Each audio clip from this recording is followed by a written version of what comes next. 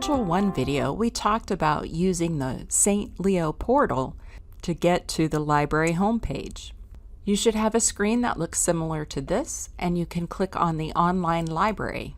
In Module 1, we talked about using the Discovery search or the library catalog to find books, ebooks, and articles. Today, we're going to scroll down and take a look at databases. The library has many databases, and they are for different subject areas, and each database looks at different journals. For our first database, we're going to take a look at EBSCO. I'm going to click on all EBSCO host reference databases. For your assignment, you only need to click Academic Search Complete, and then scroll down to Computers and Applied Sciences Complete. Then click Continue. Let's say that I want to search for computers and security. Notice that for EBSCO and most of our databases, we put the word "and" in all caps to tell the computer that we want both search terms, but they don't have to be right together and they don't have to be in any particular order. You want to scroll down and limit your results. Notice that we can limit it to full text. That means that you'll get the articles that are full text on the computer. You can print them out or save them or send them by email. We also want scholarly peer-reviewed journals. This is very important when we are doing academic research. Now we go back up to the search. I click the search button. The search results are 27,848. Again, this is too much for us to look through, so it's time to use subject headings or controlled language to narrow our search. I'm going to click on the title of the first article. This takes me to the citation screen. It gives me all the information that I will need for an MLA or APA citation, and it also shows me the subject terms. Notice that one of our subject terms is data security.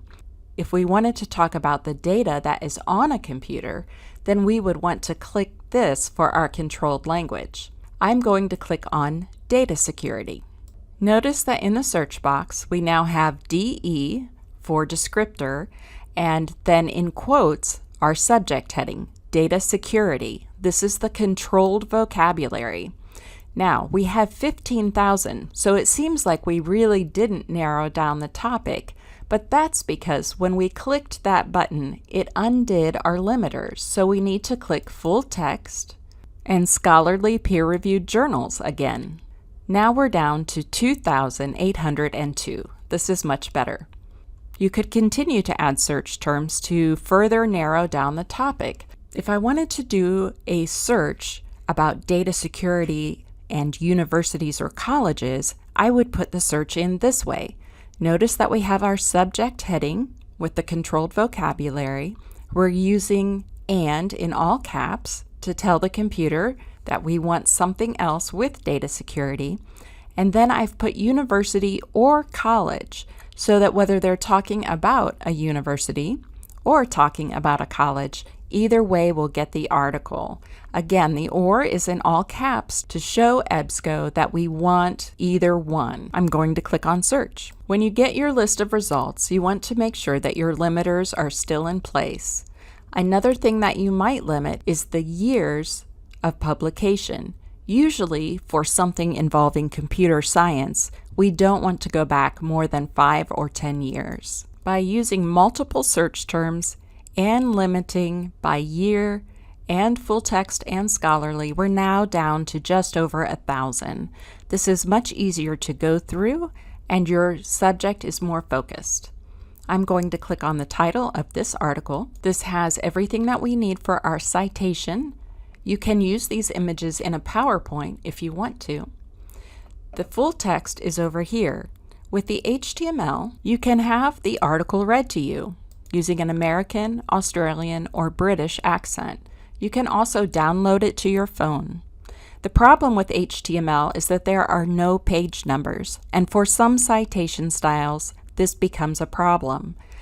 For page numbers, click on PDF full text. This gives you the article exactly as it appeared in the journal, along with the page numbers. That way you don't have to count paragraphs. There are tools on the right-hand side to help us save this information.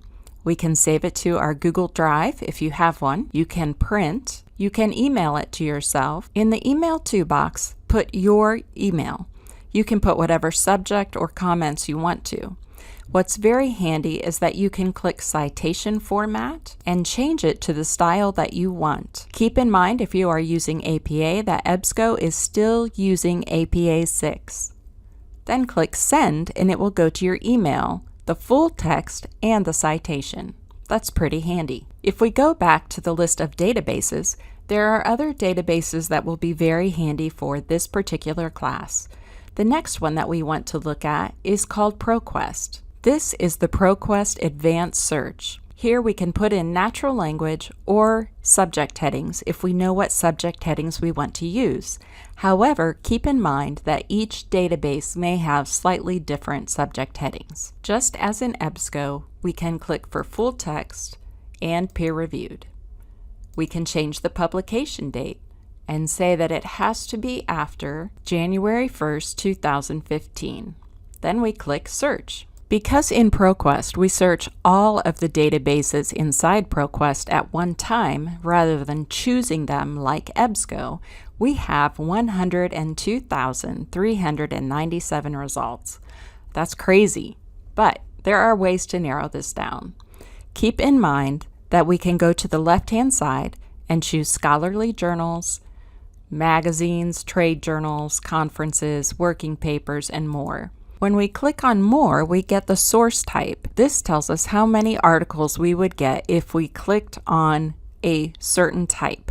Now, if I want to include scholarly journals, but not have magazines, not have trade journals, or working papers, I would then click those and apply. Another way to narrow this down is to scroll and click on the arrow for subject. When I click on More, I get a list of subjects. Again, they tell me if I pick that subject, how many articles will be there. Notice that data security is not in this list. Maybe data security is not the best way to go. I'm going to close this out. When I click on the title of this first article and look at the Abstract Details tab, I see that instead of data security, they're using computer security.